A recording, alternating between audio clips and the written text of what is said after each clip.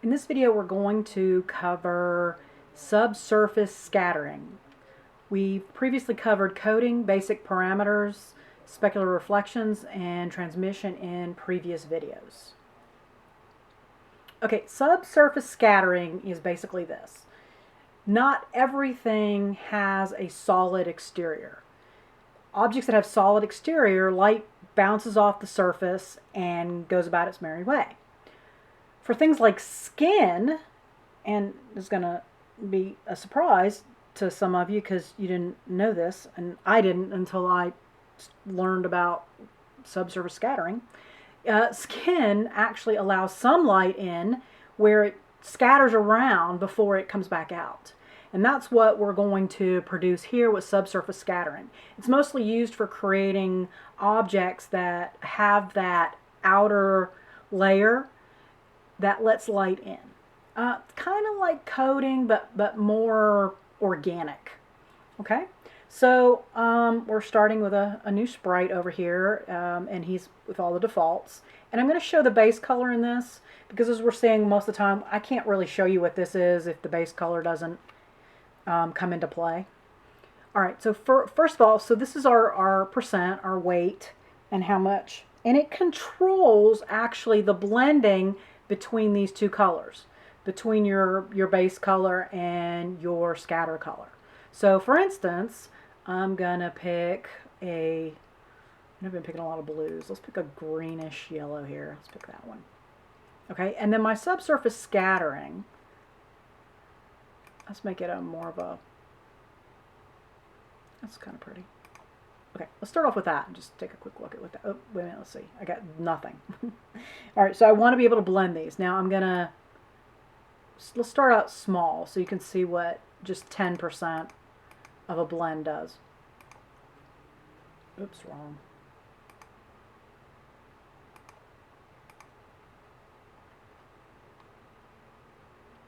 All right, so we still mostly see the base color, and we have a little bit of blending between the subsurface color and the base color. So we're doing a little bit of blending there. All right, now, I just have so much in this scene now, it's really slowing down my rendering. I erased some stuff, but it's still in memory. Okay, so you can kind of see what's happening up here. Now it's a lot more of my subsurface color versus my base color. And you can see it's almost now entirely my subsurface color. Okay. So what I want to do is go back, change this to, let's pick a lighter color, and change this to a warmer color.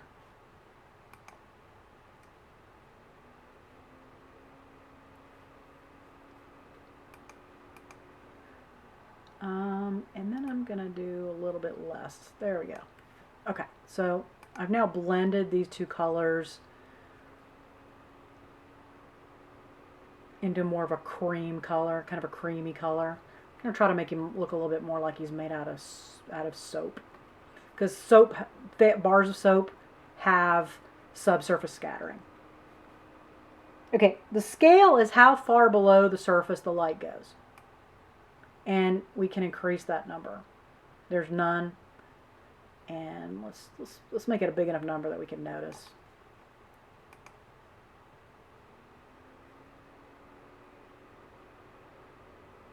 So it's going pretty deep there.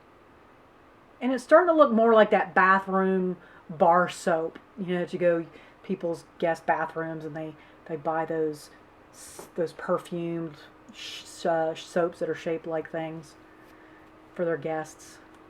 That's what it's starting to look like. Okay, so we've talked about the items on this bar. Now our radius, it controls how much scattering there is.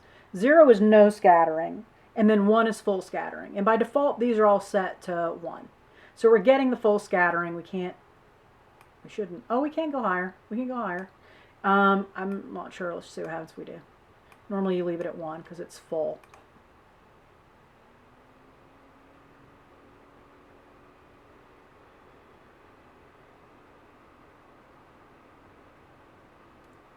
I'm not sure I saw a huge difference.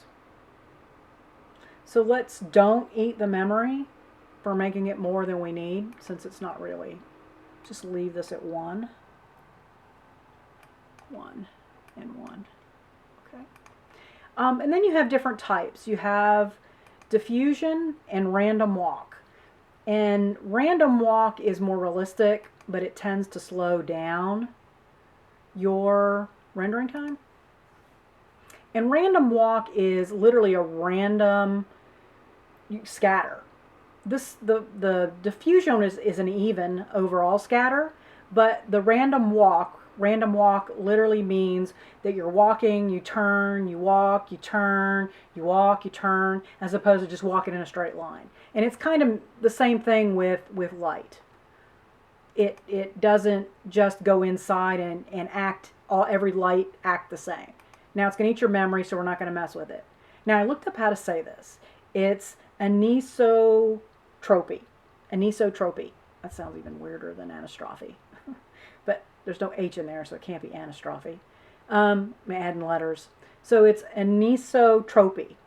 This works only with random walk, and basically what it does is diffuses your light a little bit.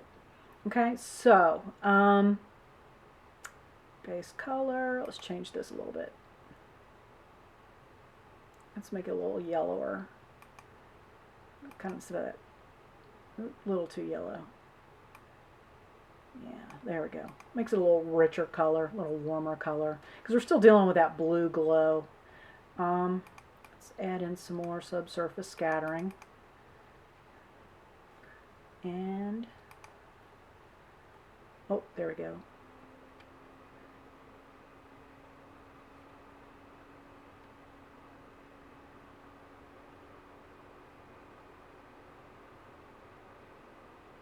Now,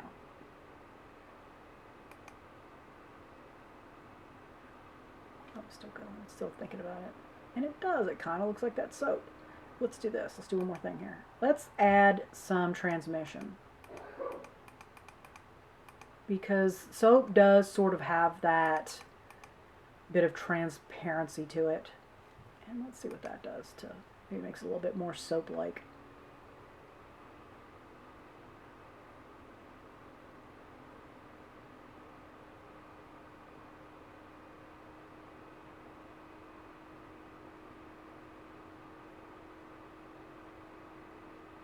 It's really taking forever to render.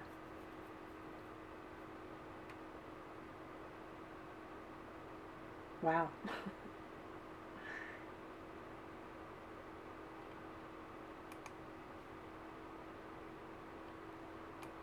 Okay, because I just realized I didn't check that.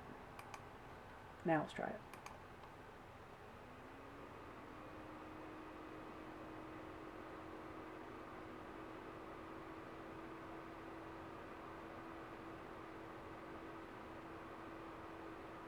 So not only does it allow light to come in and scatter about the surface, but it also creates a little bit of a translucent upper layer to it.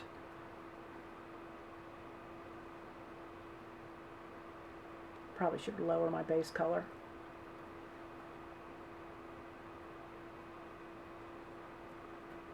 And then we're just going to kind of play around with this until we get the right settings. I'll lower this to about 50%. I'm going to increase that to about 0.2, and I'm going to increase that to 0.1. And my scatter color is going to be that nice orange color. Okay, let's try that.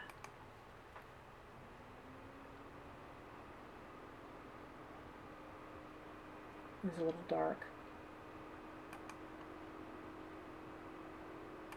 It's because the base color needs to be darker or brighter.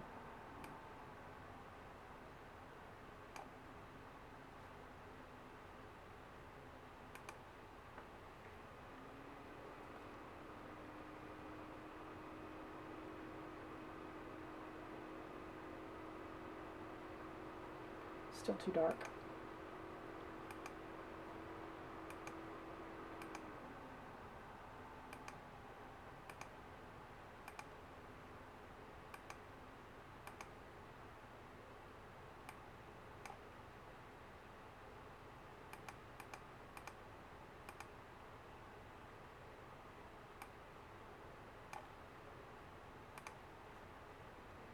There we go.